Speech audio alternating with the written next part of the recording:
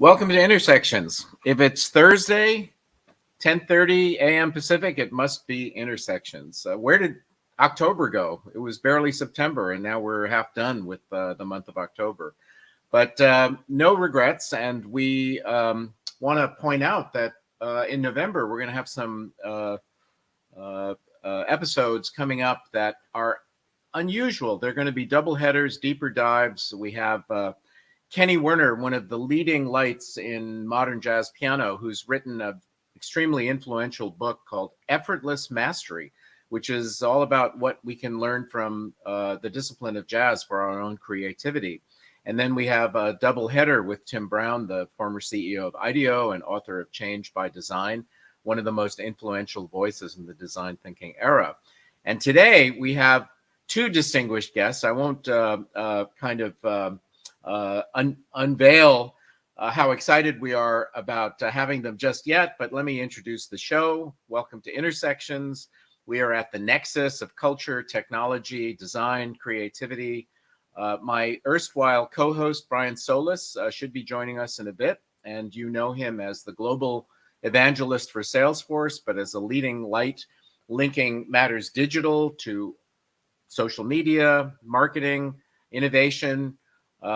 He was kind of a pioneer in exploring matters digital before digital was an official thing or subject matter. And I, John Kao, am the other half of the innovation party here at Intersections. You know me as this eclectic person covering the waterfront of innovation, ranging from the practical experience of starting high-tech companies and producing feature films, to 14 years teaching at Harvard Business School, to work with advisory clients around the world, having to do with innovation strategy and innovation implementation. So here we are, and Brian has just joined us. We see from his slightly somber expression that he feels like he's been shot out of a cannon and kind of joined the story midstream, but now he's smiling, so we're happy with that. Brian, our first guest, Amber Case, is your colleague and friend. So I don't know if you'd like to kind of take the lead on introducing Amber and getting the festivities started there. I will only note that in reviewing her really quite jaw-dropping bio and also some of the work that she's authored, Amber could be the subject matter of not just a double header, but multiple sessions. So I'm sure we won't exhaust all the possibilities in our allotted 25 minutes. But Brian, if you give me a sign, I mean, maybe you should take point on this, and then I'll take point on our second guest, Jennifer Lim, who's the CEO of Delivering Happiness, the company that she and the late Tony Hsieh started before his untimely demise. Yes. Well, before we get Amber brought onto the show, I would like to say hi, John, and then also say hello to everybody. These have been some very interesting times for sure. We're now flirting, I know, John, you are too, with this hybrid world of virtual and now also live stuff that's starting to come into play, and it's certainly challenging schedules and priorities. But we are here for you, so please do share where you're tuning in from. Also share your questions, your comments, your observations. It really keeps the show flow going, especially since this is live, but also since every episode lives after the live session on respective platforms, on Facebook, on Twitter, Periscope, on YouTube, on LinkedIn. We also see the conversation continuing in between every episode. So please do participate. And before I bring Amber on, I just have to say that, yes, John, you are correct. Amber is actually on our list to have as a guest on several other topics. And because she stepped in to help us in time of need, we had a guest that has fallen ill, and so we have to follow up with her to make sure she's okay. I do already want to have Amber back on our official series of conversations that we're going to have. Now, with that said, let me introduce Amber. So she's a friend, longtime friend, someone who I've admired for a very, very, very long time.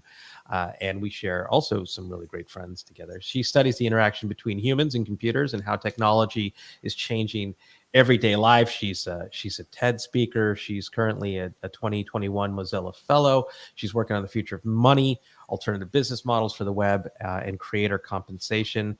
I know that she is also going to be on our producers show, The Creator Economy. So Amber, welcome to the show. I don't know, Gregory, if you're back there or if I'll just add her to the stream myself. Amber! Hi, how's it going? Good to see you. Hello. Hello. It's unusual to see you here and not say at the Rosewood or in Austin, Texas. But thank you so much for being here, Amber. So before we jump in, maybe share a little bit about yourself and what really captures your attention these days, because we've had some fascinating conversations going back over a decade. Yeah, totally. Well, I guess the biggest things that are capturing my attention right now are probably Web3. And I have a Mozilla fellowship to kind of look at the whole broad picture. So I'm not tied to any one ecosystem. I know a lot of people in the space are like, I'm voting for this, or I'm voting for this, or I'm into this specific thing because I put my money in. I'm really just taking like the biggest step back and looking at kind of web economics since the 1960s. So that's been super fun. And then just getting involved in some of the communities where it's not just people who are developers, but they're artists, they're musicians, they're creators, and they're starting to take their communities into their own hands, do decentralized autonomous organizations, create their own private Discord channels, and flourish in a way that kind of top-down, centralized, templated self media has not allowed them to do for the past 10 years. So that's been super fun. Also growing the kind of ecosystem of people using the framework of Calm technology, which has been around since the 1990s, late 1989. And that has been getting really influential in places like Japan. Microsoft said that they wrote Windows 11 based on these principles. So I'm just carrying these principles on to the next generation. But it's nice to see that they're getting some adoption. And that's been really great. So those are kind of the two things that I'm working on: web economics, creator economy, and then the kind of Calm technology, long-term kind of design framework, both of which are, 20-year projects, and just little piece by piece, hopefully they'll converge and we'll get calm crypto, which would be better than uncalm banking, but we'll see what happens there. I don't even know where to start with that. Amber, that sounds like 7 full-time jobs. So I know that we have limited time, so I'm going to just jump right in and then turn it over to John for some questions. So let's start from the basics, because I see some of our smartest friends debating over what Web3 is and what it isn't. And so why don't we start there? How are you defining Web3? Because I'm pretty sure that I'm going to lean on that as the standard definition. Okay, sure. Well, the way I see it, it's like if you talk about like the whole planet, each part of the planet has its own ecosystem. And so Web3 is not one thing, it's the collection of ecosystems that people are building in a decentralized way. So it's decentralized economies, decentralized creators, decentralized musicians, decentralized tools and services. And so if we just look at like a simple curve model of the web, we had, let's say Web 1.0, where you went to South by Southwest Multimedia in 2003, and you said, "Hi, my name is," and you would list your website, and you would kind of own your content, and you would blog. And then Web 2.0 was after the RSS atom wars in 2007. People started to create the social networks where the subscription was baked into the site. So instead of having your feed reader and subscribing to your friends' blogs, a centralized service did that for you, and you have a profile, and then you would send updates, and that became Web 2.0. And then Web 3.0 is you're back to kind of building and compiling these tools, but you're not necessarily beholden to a centralized network. So for instance, if I were to make my own Kickstarter or Patreon, I could make that out of Web3 tools. So like Unlock Protocol, for instance, would allow me to sell memberships as NFTs on my own website. If somebody holds that NFT in their web wallet, they could access a Discord channel. So the NFT, like itself, if we think of it like a 3-stage evolutionary Pokemon, the first stage is it's a picture. The second stage is it's a ticket pass to a secret zone or a special community that you can get into. And the third layer is that it's the new authentication layer for the web, that I can tokenize my data and get into specific places. Like, let's say I have genes for MS, I could tokenize that data and get access to like a special forum for people with MS, and it would be provable. So this kind of like curve is that we're seeing, like, people talk about blockchain and decentralization a lot, but then you see this kind of JPEG NFT and you're like, what's that? But when those converge, that becomes very interesting. So what we're seeing is a bunch of different kind of punctuated equilibrium evolutionary events going on. And each of these things are emerging in their own way. And some of them are doing well and some of them are. Again, it's a lot of Pokemon going on. And then they converge in different ways, right? So someone's going to do, Ethereum smart contracts, and someone else is like, well, we don't like Solidity. This is really hard to use. So we're going to make our own system. And it takes some of the best pieces of that. So Web3 is that collection of, first it was kind of decentralized. You ran your website, maybe on a server in your bedroom, or you had a forum, but you kind of own that. And then it was everything's away from you. And if Facebook shuts down everything, then you lose your identity, you lose your fans, you lose your ability to make money. And this next generation is, I have a smaller community, but I can actually make a living off of it. And nobody can take that away from me. And that's the idea of those kind of 3 stages that's going on right now. That's fascinating, because I think the general populace is simplifying, maybe oversimplifying, the stages of Web 1, 2, and 3. So, for example, some of our friends, whom shall remain nameless for now, are describing. For example, I saw NFT described as if you've ever purchased clothing or gear on Fortnite, as one example, that is an example of an NFT. And ultimately, though, when we describe the web as stages of protocols and evolutions as a result of those protocols, suddenly a shield doesn't quite describe it. But the infrastructure behind that is, I think, really where we want to go. And I'd love to see from everyone out there, not just you, Amber, conversations about really understanding the impact of what these new protocols will facilitate, or what they'll allow, or what they'll unlock, or what they'll be able to help us do in every facet of society. So, with that said, we tend to look at things like Web3 is all about the movement of the creator economy, NFTs, the metaverse, but that just simply look to me as the higher level things that are the result of all of the things that are happening behind the scenes. So if we can just geek out for one more moment before I start quoting a lot of really awesome things you've been talking about recently, what is it that we could help sort of invite everyone who's watching understand about the importance of Web3 and the role that they can play in it? And I want to give you a quick example as to how I see this sort of becoming difficult right now. We're living in this creator economy, this TikTok economy, this ultimately distracted world where things like comm technology are probably more important than ever before. But we're actually seeing chaotic design more pervasive because it's super lucrative, and we're seeing the results of that at the same time. But Web3, ultimately, in its promises, could help to build, I think, a better digital first society. But we have to get through the noise, and the noise being things like crypto and what's the price of Bitcoin today? Did you buy the Gap, HODL? What about blockchain? And all of these things where they are sort of captivating the lion's share of the conversation, and we're not having greater discussions about the moves that businesses, governments, organizations need to make in actually building a better society for us all. Mm-hmm. Yeah, that's a great intro. I think there's a couple different factors that we have to think about.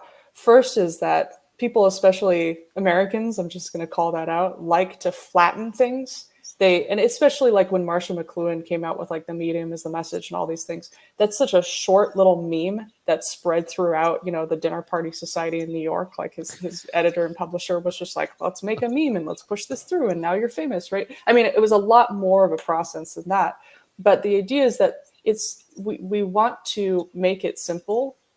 And that's kind of an issue because what we need is depth. Because there's so much below the surface that's really interesting. And again, we don't understand exponential growth. And I think we're really in the exponential age right now. Like when you plant a seed, nothing happens for a long time because everything's happening below the surface. All the roots are happening. And then when suddenly the growth starts, like there's been a framework that's developed. And so when a lot of people are just reporting on like the little growth at the top, you don't get the whole perspective. And so what I'm trying to do is just study all the root systems that are growing right now. And I think the other issue is, we have been conditioned over at least the past 10 years, and then especially since the Great Depression to, and even further back, to favor with our amygdala, this like panic, fight or flight center of brain, supernormal stimuli. Supernormal stimuli are the idea of like a super red or a super green or like bright colored M&Ms, junk food, information junk food.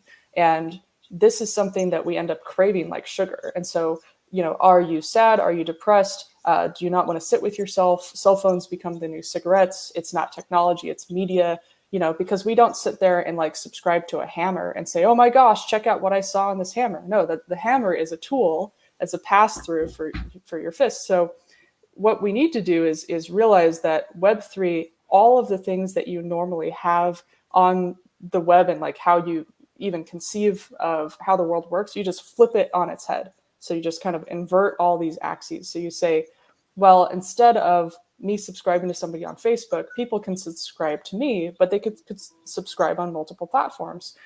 So this becomes this kind of new world where I would say everyone, instead of holding so swiftly to like what you think is right or what you were taught in school, to release that, take a step back, go with the flow. Everything's changing. Don't try to hold on to anything. Be way more like a river. And then understand that, this is basically like being on a playground. Like you have to retrain your brain to get used to this level of change. If you kind of play a fractal over time, it gets really complicated and then it kind of empties out. Like Web 1.0 was kind of like complicated and then it kind of emptied out into Web 2.0. We're getting in this kind of Darwin's Finch's zone again, where everybody's making these little tools. And it's evolving really fast. So I think the kind of exploring and have fun and help each other mindset's really important. Like some of the communities that I'm in, they're not like win Lambo. They're like, oh my gosh, like look at this like, osmosis zone, literally called osmosis, where you're playing with the fabric of reality. And I think, as somebody who was terrible in government class and even, social studies, I was really bad at these things because I thought, well, everything's been already created. There's no way to contribute to governance. There's no way to really contribute to like the fabric of society. But at this point, it's like people are taking banking into their own hands and they're really upset with inflation. And so they're kind of rebuilding and remaking these things. But I want to give you one little data point that I think is interesting. When the web first came out, we had, 404 not found. Everyone's used to that. There was another error code called 402, payment required. And it said reserved for future use. No one built the payment protocol for the web. And so we got PayPal, we got all these different like payment protocols, Venmo, all these banking tools, even Swift for international payments. But because of that, there's a really big opportunity now. And that's kind of where like the crypto part comes in with divisible money that's, across borders, that people can actually make payment protocols for the web for the first time. And I think the single most important piece of the next generation of the web, and it doesn't have to be built into the browser, it's just a plugin, is the web wallet. That you can store your identity in your web wallet, you can log in with your web wallet, you can have multiple different web wallets for different sites. But that becomes, it's kind of like this flip. Right now you have to type in your credit card info and you can't even do things like micropayments. So micropayments were kind of invented in 1960 by Ted Nelson. And the idea is that you wouldn't have to pay like $2.99 or like all these subscriptions to get into like a single article on a website. You could just click a button and have a pass through. But until there are payment protocols that fix that 402 payment required, it becomes really hard to do that. So that's kind of the intro to the thing that you're looking at right now. So yeah. Yeah, and John, I'm going to turn it over to you. Thank you for that, Amber. I think as before I do, I want to say thank you. I really appreciate you breaking it down for all of us. I think the really interesting thing is it's so easy to get caught up in the glitz, right? Like with Web 2, we got so excited about social media and the democratization of the web, but really we saw a lot of copycats. Me too. I don't know that we saw as much advancement as we might have, and in fact, we probably saw a lot more division in society than the betterment of it. But I see, maybe I'm just a hopeless optimist, but I see the at least the foundational elements of Web3 can help to build, I think, a better society, and we're going to need leaders to do that beyond just building your own profile or persona on in the metaverse. But with that said, John, over to you, my friend.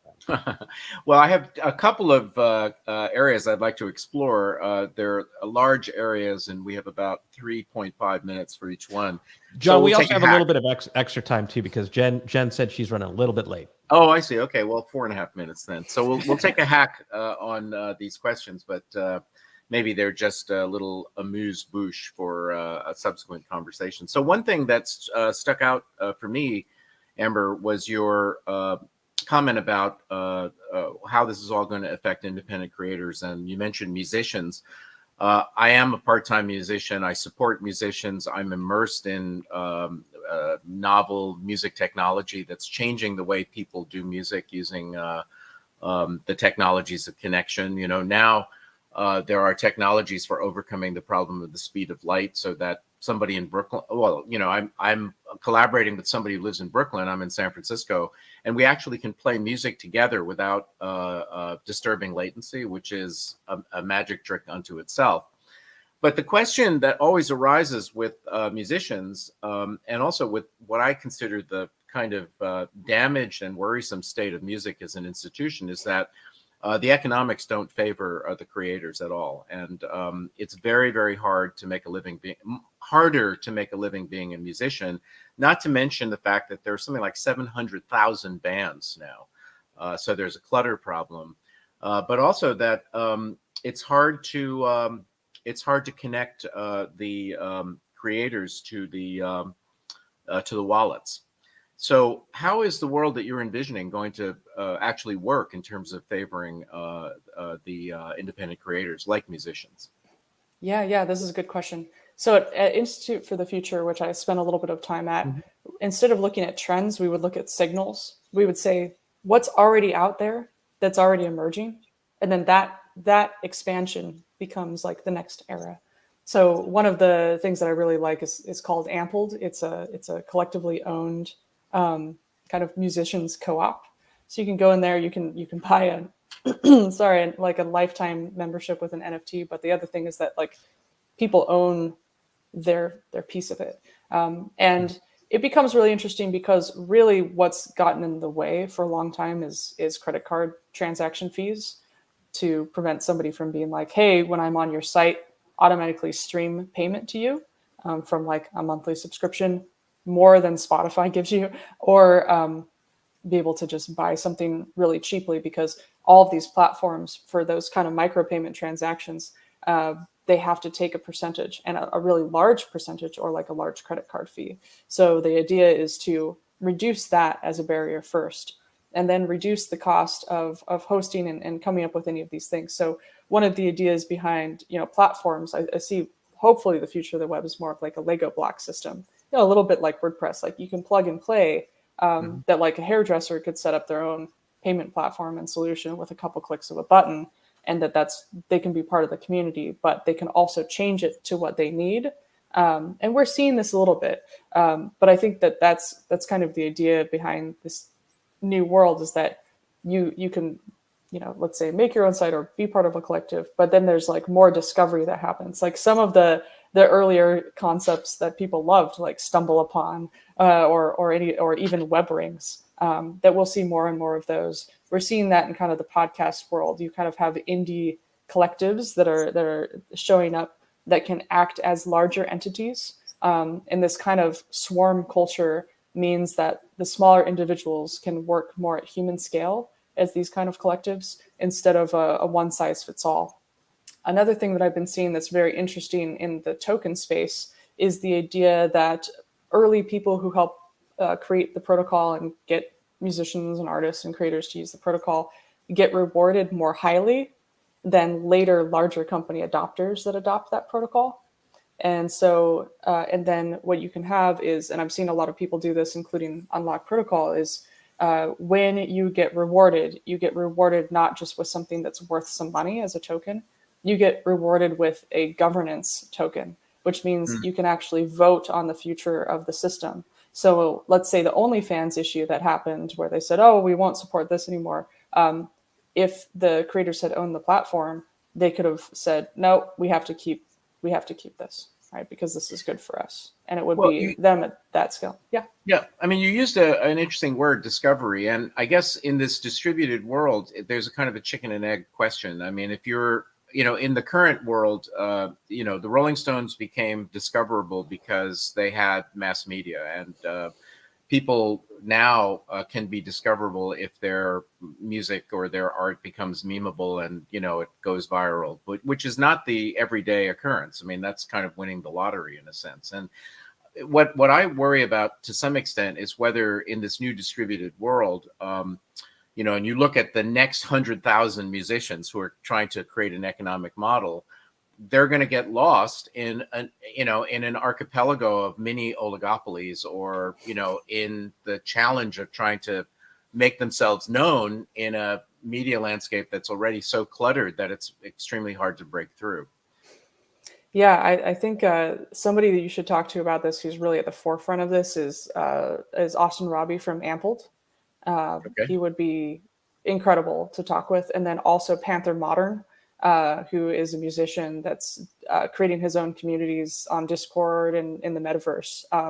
They're both like super high energy, fun, friendly, like very inclusive. Like they're really, and if you just kind of get in a room with them, you'll see the kind of mindset that they bring to the table is really expansionary and kind of inspiring. Yeah. But I would suggest talking with both of them because they're really living and breathing what we're talking about. And the second guy's name, or second person's name, is what again? Panther Modern. Panther Modern? Mm-hmm. Literally. Okay. All right. And we have a couple of minutes left. I want to switch gears a little bit because you obviously have a behavioral science background among many others, and I do too. And one of the things that I observe is that we're not talking enough about the effects on human behavior and cognition, but at a deeper level on what it means to behave ethically and what our values are and how they're exhibited. And of course, you're probably intimately familiar with the Center for Humane Technology and Tristan's work and all that stuff.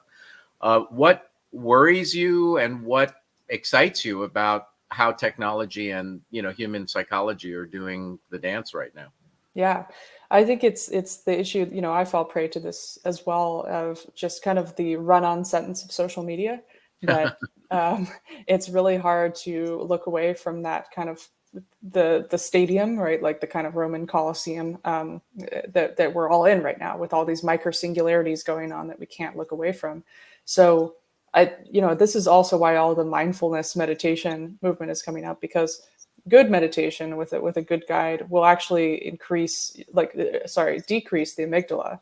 And so you will be less likely to be, excited by and tempted by all of this stuff. So for me, a lot of it is, go on a road trip, take a long walk, and remember, and I just wrote a little book about this for kids, a kid's book about technology, that was just, hey, remember that really big deal thing that you thought was a really big deal, just wait a little while, like it'll go away. But it's kind of taking back your own self-sovereignty as your own individual and saying, even if I didn't get a lot of likes on Facebook or Instagram or whatever, and even though that algorithm is promoting manic behavior, so that it can make a profit, to know that, so that, you know, every other post you make artificially gets like less likes so that you feel insecure, so that you make a better post next time. Like this is the algorithm.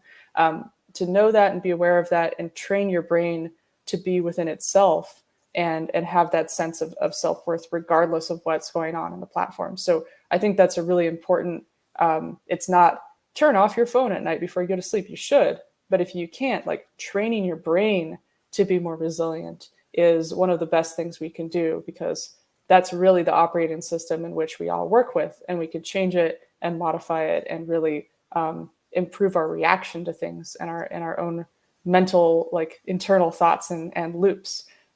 So yeah, really good question. And the book is a kid's book about technology. It's really fun and friendly. So this is the question I get asked a lot: how do you raise kids with tech? It's like perspective, you know, stand outside of the system and say, this is how it's affecting me. I can change how I react to it.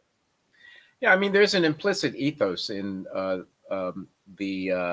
this kind of digital world that we're moving into that needs to be unpacked. I mean, because there are all of these implicit assumptions about what the human experience is and what appropriate social behavior is, and, you know, the distributed nature of this brave new world also encourages a vast variety of behavior, a lot of which is not particularly healthy or savory. So, you know, as wise stewards of the, you know, kind of social compact, I guess it's something we have to be. Well, you know, so this is probably the front end to a much longer conversation. I'm going to turn it back over to Brian to close this segment out. But thanks, Amber. This is really, really interesting stuff that you're doing.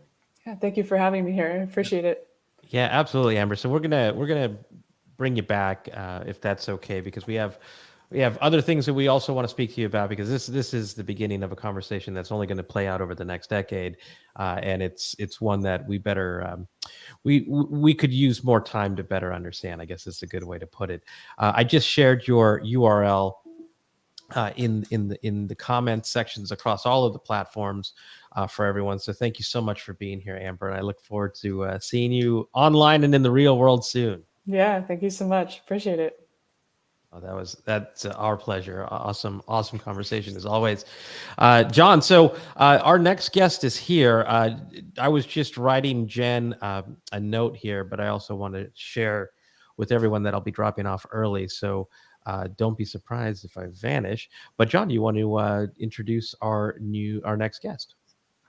It's a pleasure. So Jenn Lim is the CEO of a company called Delivering Happiness, which she founded with the late Tony Hsieh, who was the CEO, the entrepreneur, and then the CEO of Zappos, who himself had many ideas about positive corporate cultures and positive environments. The book Delivering Happiness, which is based on the work of the company, has sold 1 million copies, which speaking as, I mean, Brian and I both, speaking as beleaguered authors, you know, 1 million copies is nothing to sneeze at.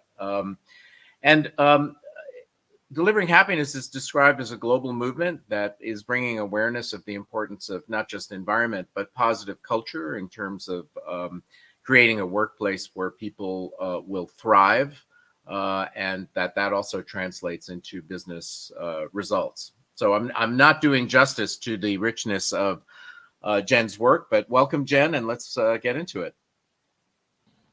Thank you so much for having me. You did plenty of justice. I feel like I have to live up to that now. Yeah, before we get going, though, I mean, what does that champagne behind? Yeah, I was going to ask as well. It's like a house within a house or something. Yeah, it's does running out of champagne count as cardio? My friends put that up there for my birthday like a few years back, and I haven't brought it down, and it has never been more true since COVID started. So it definitely counts. I can attest to that. I'm totally stealing that. I'd almost hesitate to ask what was going on inside when you walked through the entrance there, because it is a room that was set up within your home. Oh yeah, that's actually the kitchen.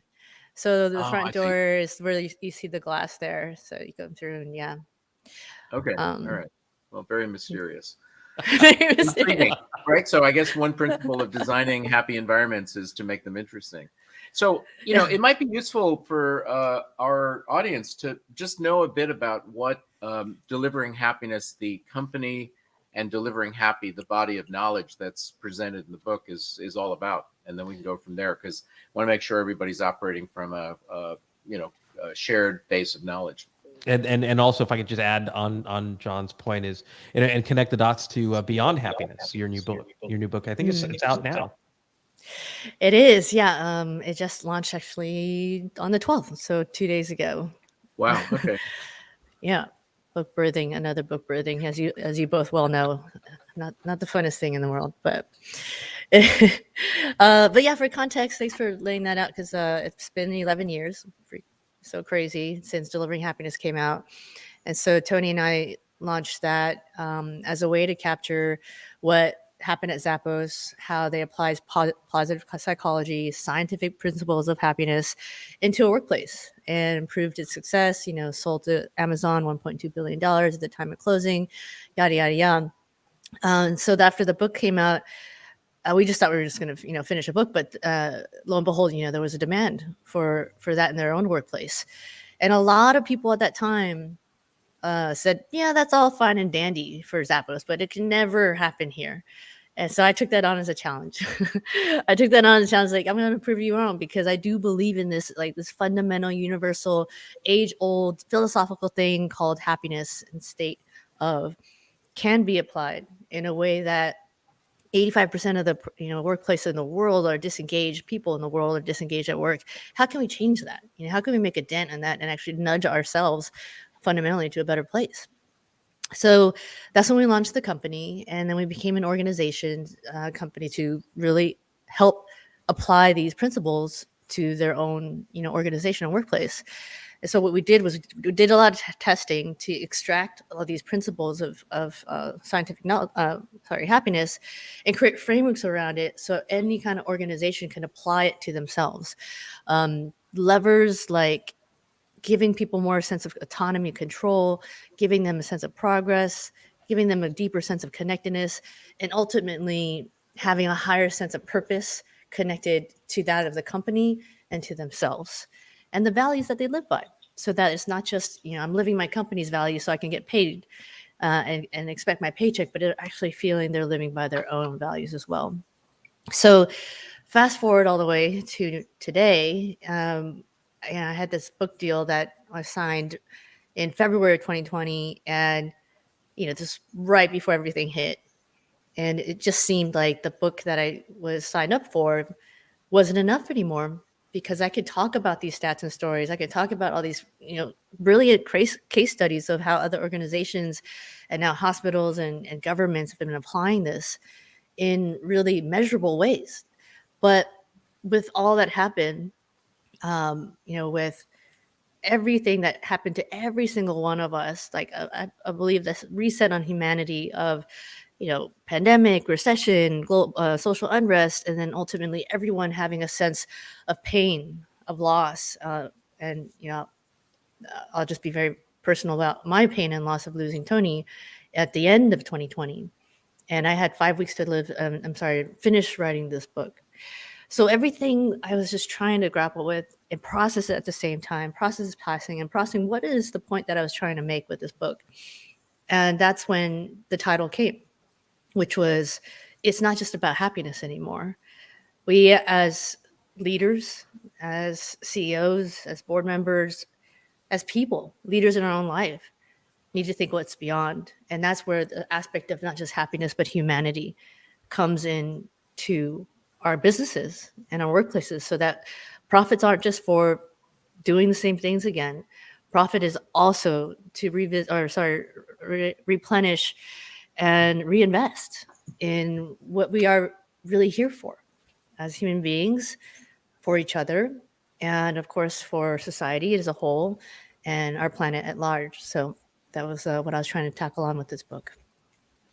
So what does Delivering Happiness as a company offer? Are you a consulting company? Are there products involved? Do you do training? Mm-hmm. I mean, what are the activities? Yeah, so actually we call ourselves coach consultants, so not the typical consulting.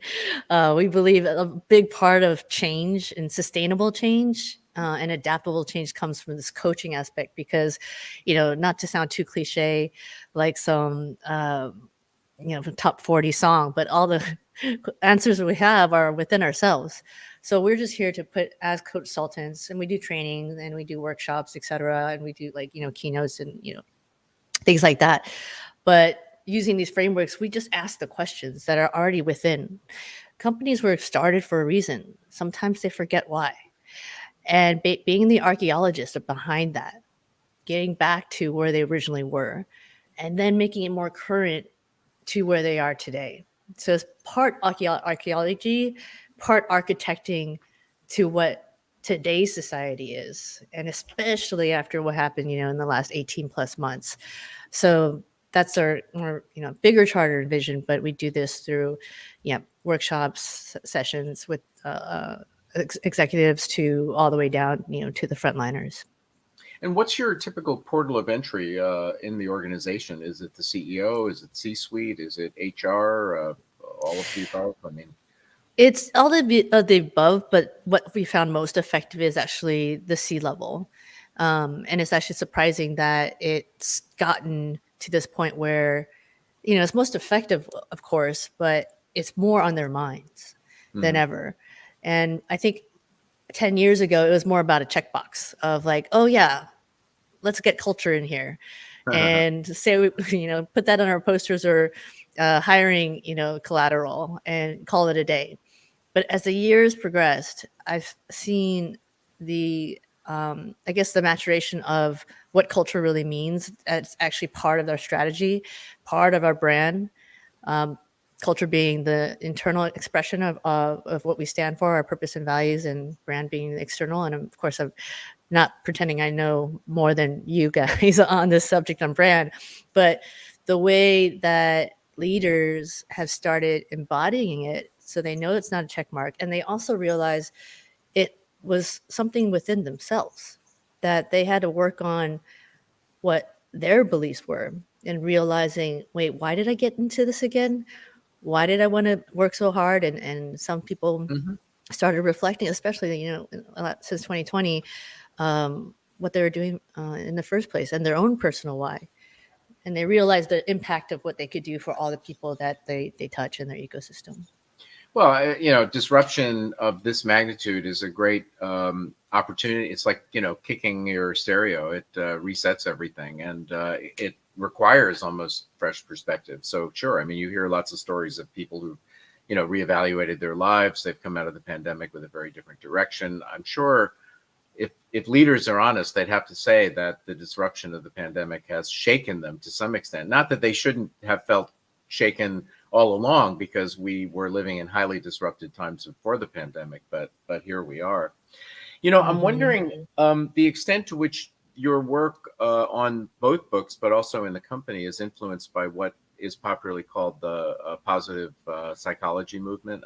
So you have Martin Seligman with Learned Optimism. You've got Laurie Santos at Yale, who has her very famous happiness course. You've got Grit, Angela Duckworth. You've got, the agility folks, the growth mindset folks, etc.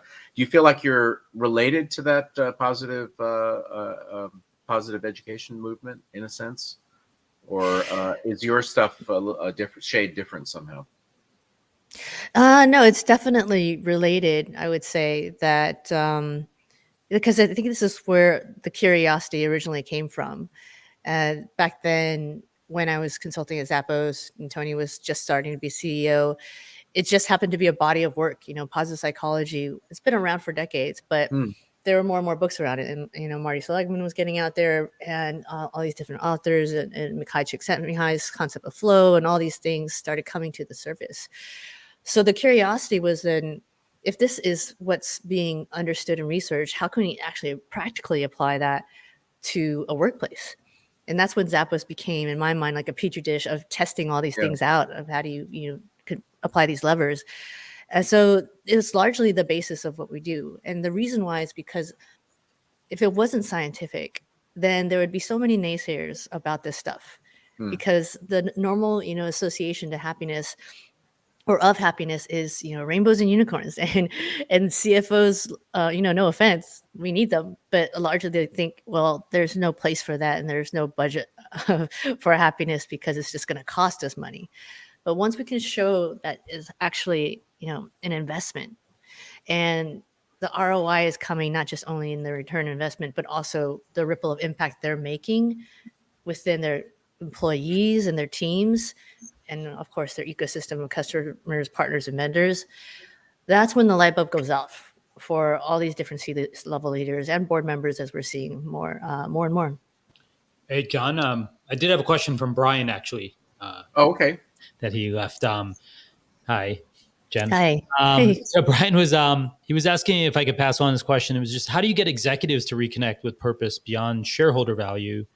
He's pointing out that it sort of seems like most don't get culture, they get performance, but they don't get purpose, and they get the marketing of their vision or mission. I guess it's kind of related to the point you were just making.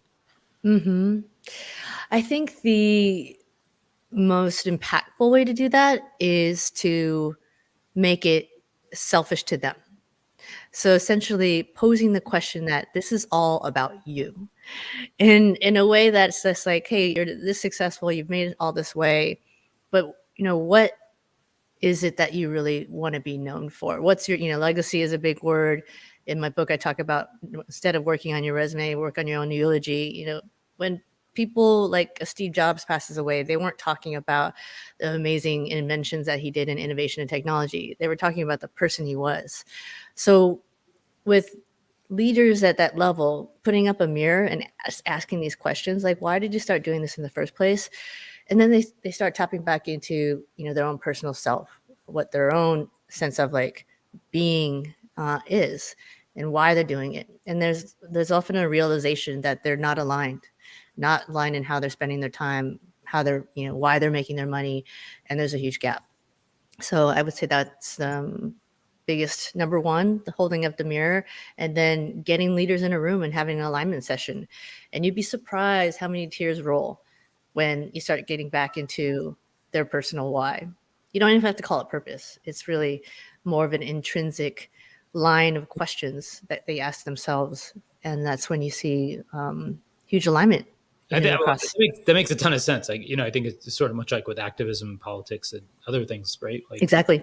Yeah. Locally as possible, is valuable. Brian did ask, just were there any examples of leaders that who've sort of made this transformation that you think are worth highlighting or pointing out? Yeah, most stark one and most recent one is the leadership team. So the ELT, executive leadership team at Starbucks. And I had been working with them for about 3-4 years at the time that COVID hit. And prior to that, it was really interesting because they've been around for 50 years. A lot of people don't realize they've been around quite a while. And they had new leadership come in, a new CEO, Kevin Johnson, and they realized, we really don't have a vision for the next 50 years to be the most enduring brand and company that really, continues our legacy.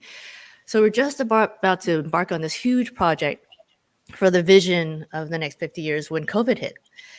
And so you can imagine, every single company went through this. It was total triage moment. Them especially because of all the retail stores, a huge percentage of their revenues coming from the retail space. So as they were hemorrhaging revenues, what was so interesting to see was that they actually did take a moment to reflect on that mission statement on the wall. And their mission statements to inspire and nurture the human spirit, one cup, one person, one neighborhood at a time. And what I saw was pretty miraculous. Because in extreme situations, we see the true nature of people, and we see the true natures of companies on how they react to these kind of things. And what I saw there was like, even with all the different politics, even with all the different sort of backstory that everyone had, everyone put that down. And they asked themselves, are we really living this mission anymore? And especially in this current state where everything has changed and nothing's going to go back again. So they went through those exercises with reflection of themselves, and they realized, let's put, bygones be gone. What are we here for? So out of that, they developed this huge program that they just launched so that they're not just focused on profit, which they've been really good at for a while now, but they're putting and reinvesting, and I'm not allowed to say how much exactly, but to say a lot of money back into the people. So they're calling it people positive and planet positive programs. So for their employees, number one, they call them partners there. For their supply chain, so their farmers too, their suppliers, how they can support each other, not in a big gorilla kind of way. And then with these claims of what they're going to do for the planet, helping with the going carbon neutral, et cetera, by a certain year and spending money towards that. So just an example of what I saw of what that can mean when people start thinking about purpose again. Well, once you harness that larger canvas of purpose, it's got to be a powerful lever for energizing the culture in the workforce. I mean, the idea that it seems like what you've done, which is really interesting, is both taken the traditional kind of industrial, organizational, and managerial mindset, which doesn't really go inside the emotional and psychological landscape of anybody, and use that as a lever to bring out an attention to the qualitative aspects of purpose and motivation and what is enlivening. But then also focusing attention externally to the sustainability question and social responsibility and so forth and so on, to kind of harness both of those engines in a way to create energy. And I was reading recently, John Cotter was a senior faculty when I was teaching at Harvard Business School, and he just came out with a book where he's talking a lot about, in a way, he's kind of taking positive psychology and adapting it to his management vernacular. But he speaks about the difference between the survive mentality and the thrive mentality. And that, if you think about the industrial model, it's very much about survive, right? It's like you work hard, and if you're fortunate and you do everything right, you advance, and the good ones go to the top, and then you get your bonus. And it's very much a kind of completely defined clockwork universe within which having a sense of purpose or passion or curiosity or creativity really doesn't count very much, but doing the job that you're told to do and doing it well by the definition of others is how you advance. And it's interesting that your work, in a sense, presages that whole notion of what a thrive culture would look like, and it is about tapping into the inner resources and also into the service to planet, sustainable development goals, or however you want to frame it. And I'm sure you're familiar with Paul Pullman's work,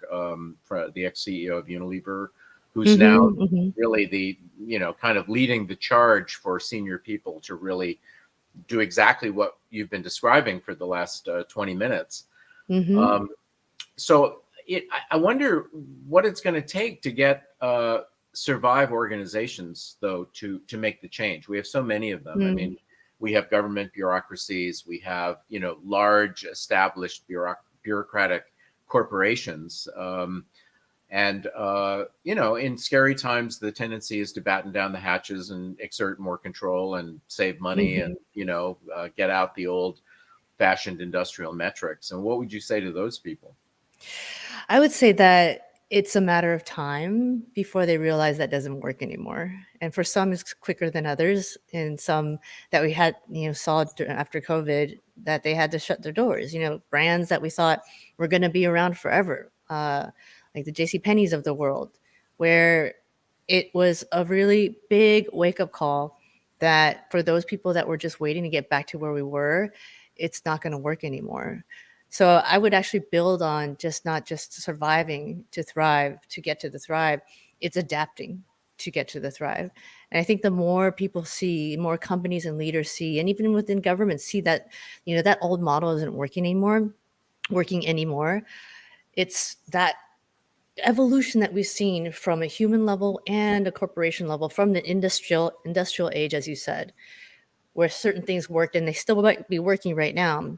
But with all this change that we've seen around us, exponential change around technology, AI, and all these other external factors that we knew were going to come, whether it's the recession, pandemic, social unrest, disruption of technology again, we just didn't know it was going to happen in one same year.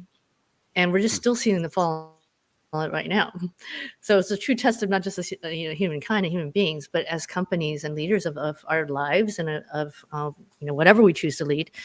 Then we are still in that testing period of how we're going to react to it, how are we going to adapt to it, and that's why for me, the sense of being able to establish that purpose and value is so important, because as things keep on swirling around us in this chaotic world, without that grounding in ourselves as leaders and also as organizations, it's so easy to get lost with all this change that we can't control. So I think Well, time will tell. yeah, and you use the word evolution. So evolution is not kind to everybody. I mean, some species go extinct because they can't adapt, and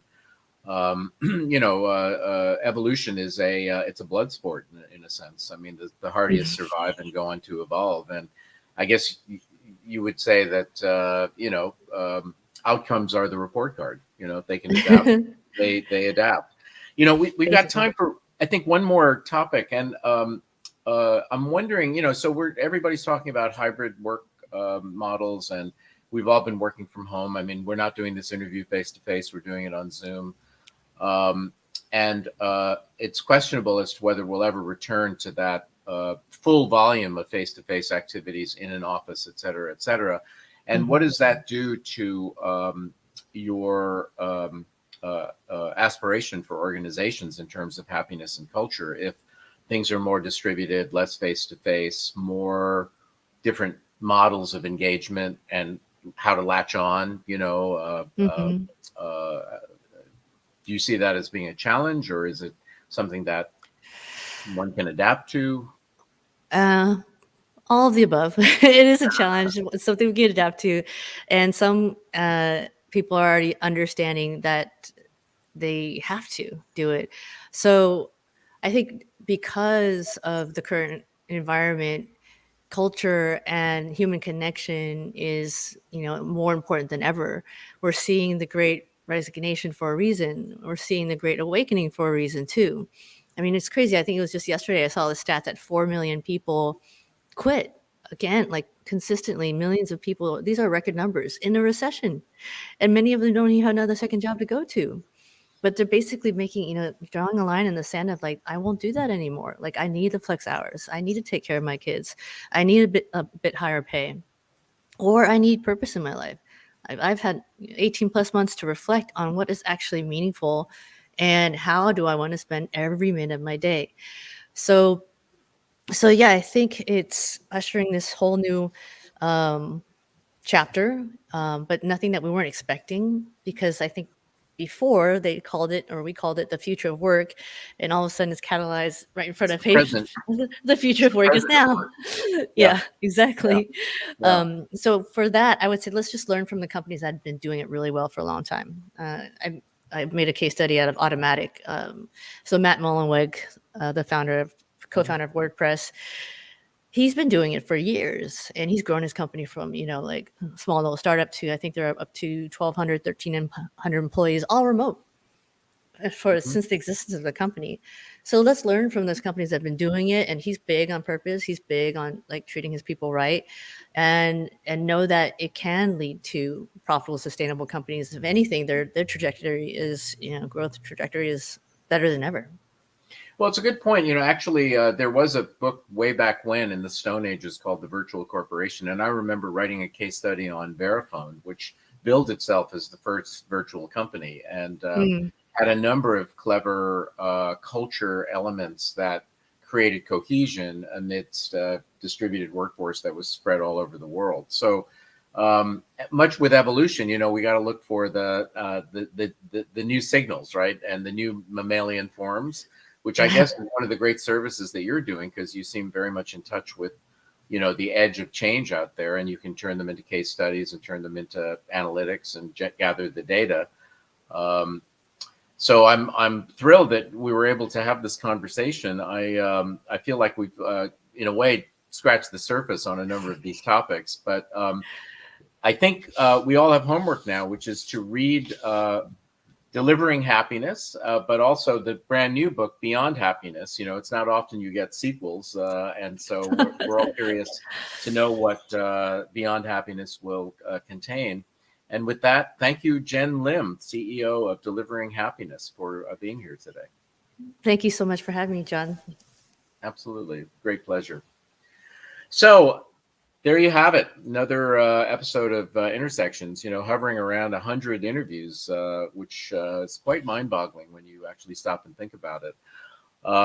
Two great guests today, quite interrelated if you choose to connect the dots, I believe. So as always, send us your feedback. Watch the episodes on Intersections Live. We're doing more work in terms of documentation of the episodes. We couldn't do this without you, and we're doing it for you, our valued international, intriguing audience out there. So with that, thank you very much once again from all of us, Brian and myself, and we will see you next week.